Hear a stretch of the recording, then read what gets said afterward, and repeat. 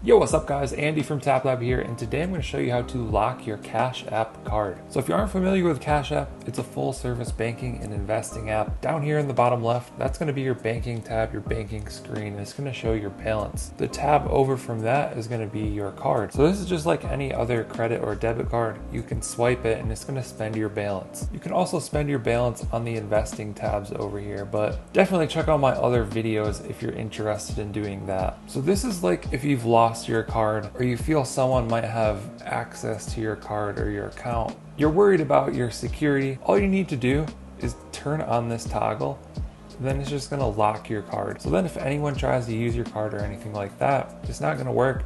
They won't be able to spend your balance within the app or anything like that. This is also a good security measure, like if you just want to leave this locked, except for the times that you actually plan to use your card, then you can just come in here and unlock it. But yeah, it's as easy as that to lock it and unlock it. Also, if you're having any issues, you can tap on the icon in the top right corner and then tap on support, scroll all the way to the bottom and tap start a chat. And then you'll be able to chat directly with Cash App support. They're usually pretty quick and helpful. So that'll do it for this video, just a quick tutorial how to lock your Cash App card.